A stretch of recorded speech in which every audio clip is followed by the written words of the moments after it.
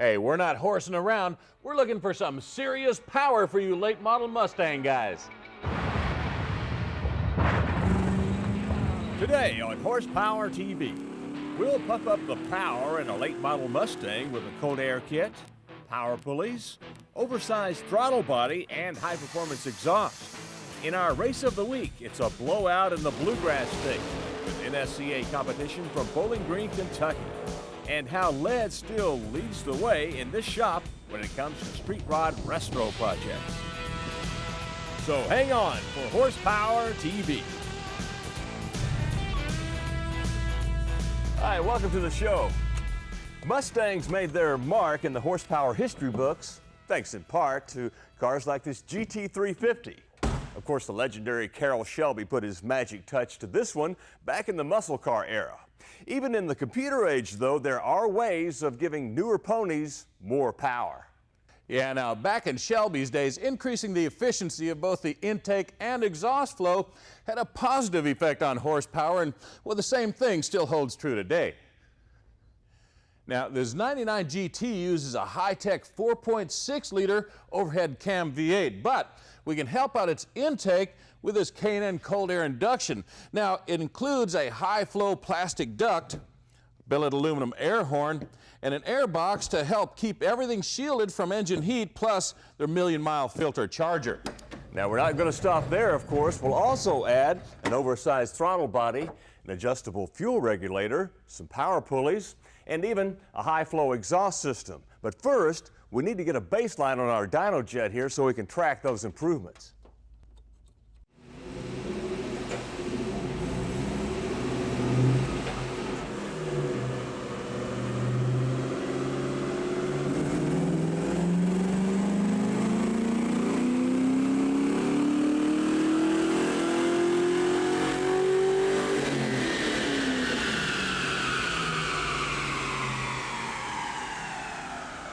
Okay, we peaked at 206 horsepower. That's our baseline.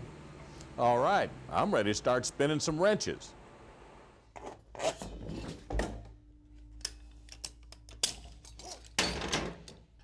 We'll get started by disconnecting the battery, then we can turn our attention to the intake track. Now, the first thing to go, all right, is the air box. Then disconnect the wiring and the hoses, and loosen the hose clamp so you can remove the ducting from the throttle body. To match the increased airflow of that cold air package, we're installing the 70mm throttle body replacement for BBK. It's CNC machined, and it features factory-style direct fit linkage, so there's no fabrication. Now, we're working on a 99 GT, which has an internal fuel regulator, but if yours is a pre-99, well, this replacement's a good idea. Since it's adjustable, you can increase the line pressure and give your motor more fuel to compensate for that increased airflow. Of course, once you get the throttle body off the intake, you can go ahead and loosen these two screws. Now, what that's going to do is allow you to take the throttle position sensor off the old throttle body. There we go. So you can attach it to the new one. Speaking of which, compare this stock throttle body to the 70mm piece. Man, quite a difference. It really is. Now, that alone ought to be worth quite a few horsepower. But I'll tell you what, while you're putting this on, I'm going to get that cold air package ready. Good idea. Now, before we put it on, though, let's use this bushing that comes with our kit. That's going to help keep everything lined up. Then, using the screws also provided, we can go ahead and reinstall that sensor. Then, using the kit's new gasket and screws, you can bolt the throttle body to the intake. And reconnect the factory linkage and throttle position sensor. Well, now we're ready to install our cold air induction system. I've gone ahead and pre-assembled it with a mass airflow sensor and the cold air box. Now, it just goes right in place like this. Once you've stretched the rubber coupling over the neck of the throttle body, you can go ahead and tighten up the clamp. There, I guess that's good enough. Now, up front here, the support bracket's attached to a stud that's mounted on the end of the head. And over here, all we have to do is reconnect the sensors. That ought to do it. And finally, these emission lines connect up using hose extensions that are supplied in the kit. Then you're done. Yeah, but we're far from done with this late model Mustang build-up. Stay tuned, we'll be right back. Later, everything from high-flying Mustangs to 6-second Pro Mod monsters in our horsepower race of the week. And carrying the torch of time-tested restoration, we'll visit a shop out west where Leading is leading the way in restoration work.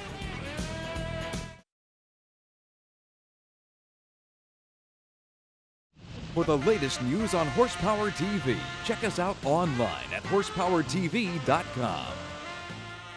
Hey, welcome back to the shop and our high-tech hop-up on this late model Mustang. Now, we've already added a cold air induction package and a high-flow throttle body. Now we're getting ready to free up a few more horsepower with this underdrive pulley kit from BBK. Now, Joe's already busy getting the old pulleys off, and here's how they work. Well, our new crankshaft pulley is smaller than the stock one. In fact, here's a good comparison for you. So each revolution, it turns the belt a shorter distance. On the other hand, our new water pump and alternator pulleys are larger than the stock pieces, so it takes more belt movement per revolution. Well, the bottom line is it takes less horsepower to turn the accessory system because everything slows down about 20%. That's right. Now, I'm not going to slow this project down. I'm going to get going on these pulleys. Good deal. Now, before you install the alternator pulley, make sure you put the proper spacer in place, and that's included with the kit. Then slide the pulley and tighten up the nut with an impact wrench. The water pump pulley is next. Now, tighten the bolts evenly to avoid distortion and torque them to about 15 foot-pounds. The replacement pulley bolts right up to the harmonic balancer here. And, oh, here's a tip for you. If you soak this whole thing in hot water for about 20 minutes, well, the assembly will expand and allow you to slip it over the crank snout a lot easier. And it looks like our hot water trick worked. Now we just need to torque this new longer bolt down to 60 foot-pounds. Now, the final step is to reinstall the belt, and to do that, you've first got to remove this little guard right here. Then you can use a ratchet to rotate the tensioner out of the way and reinstall the belt using the factory diagram as your guide. Well, that takes care of everything under the hood. Now it's time to get under the car and get that factory exhaust off.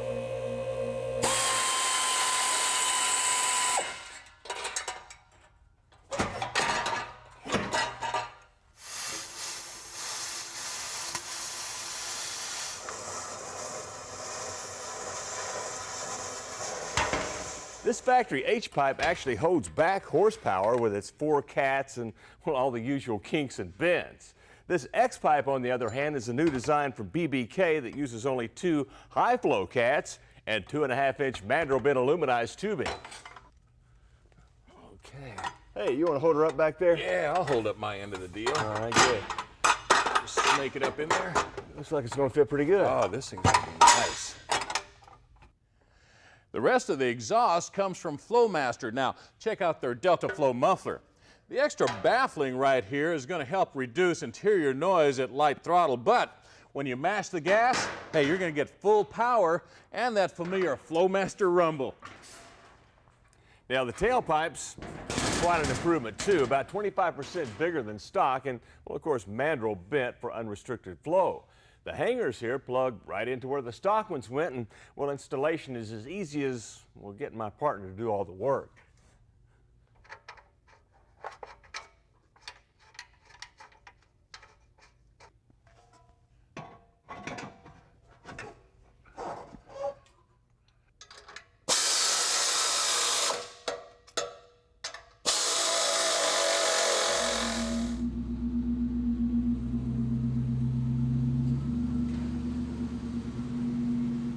Now remember, our baseline horsepower was 207. Let's see what a day's work in the driveway will get you.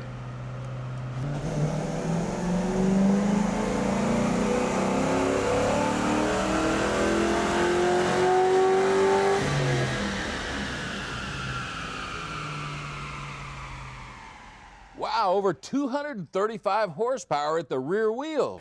Yeah, and the entire hop-up, including cold air kit, throttle body, pulleys, and exhaust, will just cost us a little under $1,200. Hey, that's a whole lot of giddy up for the buck in my book. Easy for you to say, but hey, we got another chapter of Horsepower TV coming right up. Next, when the amber light changes to green, the cars change to fast-charging creatures. Stay tuned for a streetcar blowout in Bowling Green, Kentucky.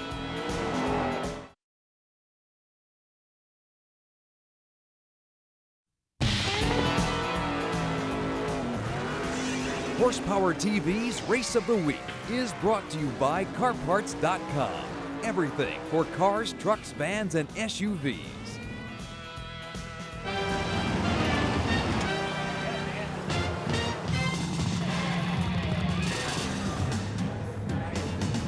All right, welcome back to Horsepower TV and to Bowling Green, Kentucky. We'll get ready to load up for a bluegrass shootout. It's part of the National Streetcar Association's Street Legal Racing Series. Everything from pure stock to the pure madness of Pro Mod.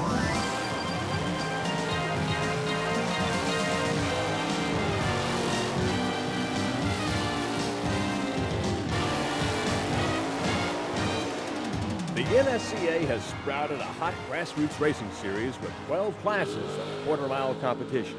The kind of series fans and serious weekend racers have been waiting for. One that's designed by racers with 3 goals in mind. Laid-back atmosphere, family environment, and good competitive racing. So we put an association together based on exactly those principles and put our money where our mouth was and carried on, and this is the result. Owners and the people, the staff of NSCA has been very good to all the racers and the fans. So it appears that these guys are doing a very good job. That's pro streeter Danny Scott, who has a shot at the season's points championship. But first, he's got to catch the leader, a raging Cajun from Louisiana named Paul Dagripon, with his 632-cube Camaro that he pilots with a power glide. If the car stays in its normal form that it's been in, I think we're going to be tough to beat this weekend. Well, looks like Scott's going to have to get his nitrous act together to qualify big, and he will. But there are other opponents to watch out for, too, like an Ed Summer, who would later hit a weekend top mile-per-hour mark of 211. And Pat Music, who's competing against himself. He's in the newer Firebird. Tony Gentile's driving his trusty old Camaro spinach can. We haven't had to run each other yet. We've been on the opposite side of the ladder, but, you know, he's going to race, I'm going to race. That's the deal. In all NSCA classes, qualifying runs were wild with no holds barred. In fact, these pro nostalgia guys are wheel-standing madmen. Excuse me while I kiss the sky. The Alky-blown Outlaws were just about all in the low 7s. And the Nitrous Pro Mod guys? Well, how about 656 at 211 miles an hour? Or 650 at 215? Or Billy Harper in the far lane with this top qualifying 648 at 211. You pay your dues, and things are starting to come together for us, and we're having a great time with it. This is my birthday, so we're going to celebrate with a win. Well, don't cut the cake yet, Billy. You and your Barracuda have got to get past points leader Quayne Stott, who's got over 2,000 horsepower in his well-tuned vet.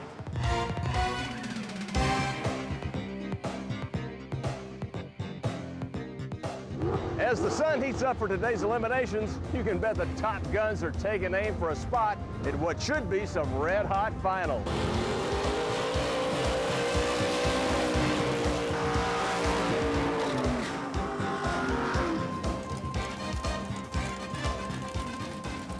In Pro Street, top qualifier Music continued laying down ETs in the 6s as he socked it to Sumner, and then Scott on his way to a showdown against, you guessed it, Tony Gentile in the other green car. What's your strategy going to be to beat this guy now? I got to get him on the tree. In Pro Mod, it would be a shootout between Harper, the veteran, in his carbureted Cuda, and Harold Martin, a former GM engineer who built up his own fuel-injected Firebird. The track is becoming very tricky, and it's truly going to be a challenge to try to sustain good traction, to try to not overpower the track and yet make a good run. Martin not only has racing talent, he's got racing genes. His mentor and crew member is Dad Houston. I remember when he put the fuel injection on it 3 years ago, it was idling too low for me, so I grabbed the screwdriver and went to dial it down. By that time, he hit the computer. I thought, oh, I better get the broom. Meanwhile, who's going to sweep up here in the NSCA finals? In Pro Street, it doesn't get much closer than this. Gentile edges Busey by a few thousandths with a 698 to take his second Pro Street win in a row. Pat's a tough racer. He's been doing it a long time. I mean, so happy I beat him, you know. Then the Pro Mod duel. Harold Martin powers his way to a 656, 213-mile-an-hour win over Harper, keeping his championship hopes alive. You know, the track was tricky. We didn't want to overpower it, but we also wanted to make sure we put that AC Delco car in the winner's circle. Next stop, Stanton, Michigan. And we'll be there when these quarter-mile street fighters square off again in the nation's hottest new racing series. Join the Horsepower TV crew March 10th through 12th for the IHRA Winter Nationals at Darlington International Raceway.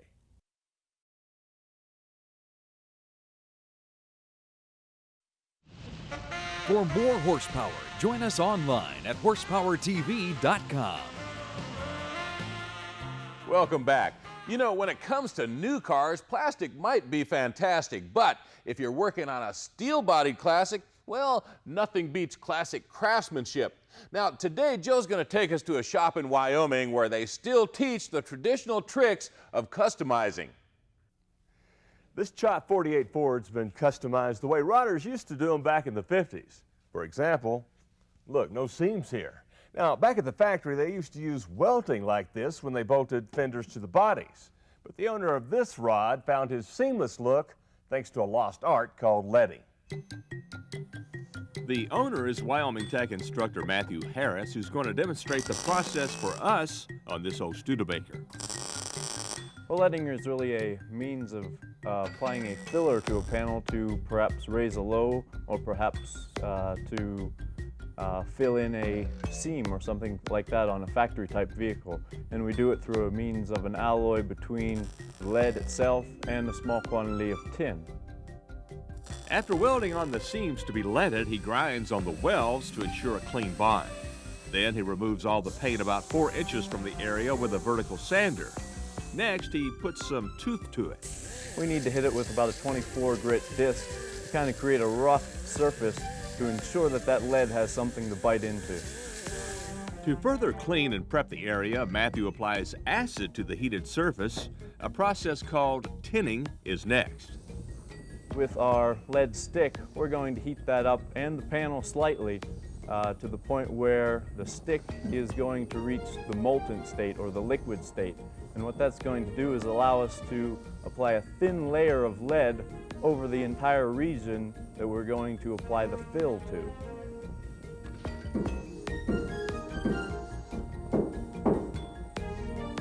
The actual leading is next, where the stick is heated to the consistency of spreadable butter to fill all the voids. A wooden paddle is used because it won't absorb the heat. As anything cools, it tends to shrink. So typically we'll apply a little bit more lead, but to the general contour. After it is cooled, we'll come back and actually use a body or Vixen file to actually file the lead down to the desired contour. And this old bullet nose is really shaping up, Matthew. Great work. And I think now we can see when it comes to a real classic look, lead is still ahead of anything else. And now you know why they call them lead sleds. Good point. And we've got more good stuff coming up. Stay with us.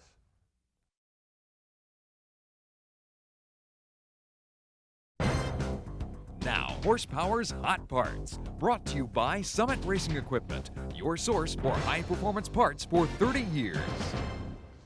Today we've corralled a whole herd of hot parts for you Mustang lovers. Now, it should come as no shock that Edelbrock has just introduced a version of their Performer IAS shocks just for you. Now, they're available for both the front and rear of late model ponies, and the monotube design will help you get a handle on the road without putting the arm on your wallet. Now, they're under $100 a piece. You can get a handle on some more horsepower with this extreme off-road pipe from Flowtech. It's a full 2.5 inches of aluminized mandrel bent tubing, and this X design scavenges exhaust more efficiently by taking advantage of low-pressure pulses when each cylinder fires. Now, the result is more power, more torque, and a sound that may remind you of a set of NASCAR 180 headers. This kit won't exterminate your budget at under $200. Well, now Mustangs with modular motors can harness that horsepower with this new dual friction clutch assembly from Centerforce. The clutch disc uses a different facing material for both the flywheel and pressure plate side, and the pressure plate itself uses these weights to increase clamping power as the RPM increases. Well, now you can have the best of both worlds, a light pedal and maximum grip for under $400. All right, well, it's time for us to get a grip and show you what's on next week's show. We'll get back to our purple 32 street rod project by working on the wiring, the lights, steering column, and glass. In our race of the week, it's a streetcar shootout near Motor City, and we'll see who is the Pro Street King of the Hill. Plus, we'll show you how to replace that rusty old quarter panel without even using a welder.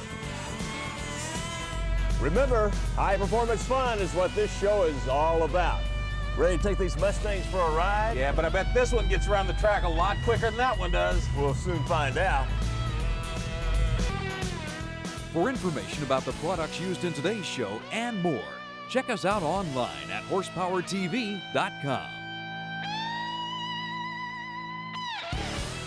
Horsepower TV is an RTM production.